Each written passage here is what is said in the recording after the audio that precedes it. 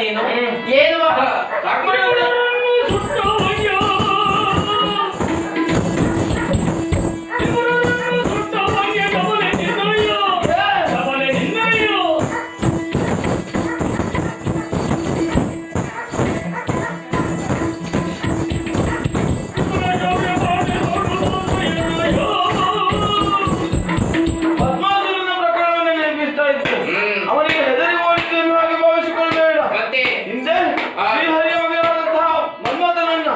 ನನ್ನ ಮೂರನೇ ಕಣ್ಣಿನಿಂದ ನಾನು ಧ್ವಂಸ ಮಾಡಿದವನು. ಅದೊಂದು ಅಪವಾದ ನನ್ನನ್ನು ಬಾಧಿಸ್ತಾ ಇತ್ತು. ಆ ಅಪವಾದ ದೂರ ಆಗಬೇಕು ಅಂತಾದ್ರೆ ನನ್ನ ಮಗ ಭಸ್ಮಾಸುರನನ್ನ ಹರಿಯಿಂದಲೇ ಕೊಲ್ಲಿಸಬೇಕೆನ್ನುವಂತ ಉದ್ದೇಶದಿಂದ ವೈಕುಂಠಕ್ಕೆ ಹೋದವ. ಬಿಡು, ಇನ್ನು ನಾನು ಮಾಡಿರುವಂತಹ ಘನ ಕಾರ್ಯ ತ್ರಿಪುರಾಸುರರು ತಾರಕಾಕ್ಷ ಕಮಲಾಕ್ಷ ವಿದ್ಯುನ್ಮಾಲಿ ಎನ್ನುವಂತಹ ದುಷ್ಟರನ್ನ ಸಂಹಾರ ಮಾಡಿ ತ್ರಿಪುರಾವರಿ ಎನಿಸಿಕೊಂಡಿದ್ದೇನೆ. ನೀನೇನಂತ ಈಗ ನೋಡ್ತೇನೆ.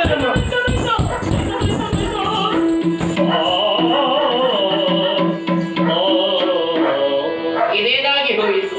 ಎಲ್ಲಿಗೆ ಬರುವ ತನಕ ಎಲ್ಲರಲ್ಲಿಯೂ ಗೆದ್ದವಳು ನಾನು, ಆದರೆ ಇವರಲ್ಲಿ ಸೋತೆನಲ್ಲ. ಇದೆಲ್ಲವನ್ನ ಯೋಚಿಸುತ್ತಿರುವಾಗ ಈ ಹಿಂದೆ ಘಟಿಸಿದ ಘಟನೆಯೊಂದು ಚಿತ್ತವಿತ್ತಿಯಲ್ಲಿ ಹೊಳೆಯಿತಲ್ಲ. ನಾನು ಜನ್ಮಿಸಿದಂತಹ ಸಮಯದಲ್ಲಿ ನನ್ನಲ್ಲಿರುವಂತಹ ಅಧಿಕಸ್ಥನ ಚಿಹ್ನೆಯಿಂದ ಕಂಡಂತಹ ನನ್ನ ತಂದೆಯವರು ಚಿಂತಾಕ್ರಾಂತರಾಗಿರುವ ವೇಳೆ ಅಲ್ಲಿಯವರೆಗಾಗಿ ನಾರದ ಮಹರ್ಷಿಗಳ ಆಗಮನವಾಯಿತಂತೆ. ಅವರೇ ನುಡಿದಂತಹ ದಿವ್ಯ ವಚನಗಳಂತೆ ಮುಂದಿನ ದಿನ ಏಕೆ ದರೆ ದಿಗ್ವಿಜಯವನ್ನ ಕೈಗೊಳ್ಳುತ್ತಾಳೆ, ಯಾರೊಂದಿಗೆ ಏಕೆ ಹೋರಾಡುವಾಗ ಏಕೆ ಕೈ ಸೋಲುತ್ತಾಳೋ, ಏಕೆ ಅಧಿಕಸ್ಥನೋ ಮಾಯವಾಗುವುದು ಆತನೇ ಈಕೆಯ ಪತಿ ಎನ್ನುವ ಹಾಗೆ ನುಡಿದವರಿದ್ದಾರಂತೆ. ಹಾಗಿರುವಾಗ ಇವರೇ ನನ್ನ ಪ್ರಾಣಕಾಂತ ಎನ್ನುವುದರಲ್ಲಿ ಯಾವುದೇ ಸಂಶಯವಿಲ್ಲ. ಹಾಗಾಗಿ ಕ್ಷಮೆ ಯಾಚಿಸಬೇಕಲ್ಲ ದೇವ.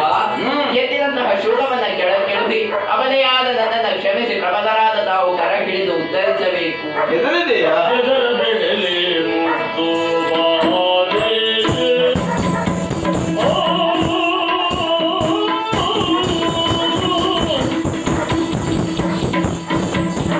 Cesaro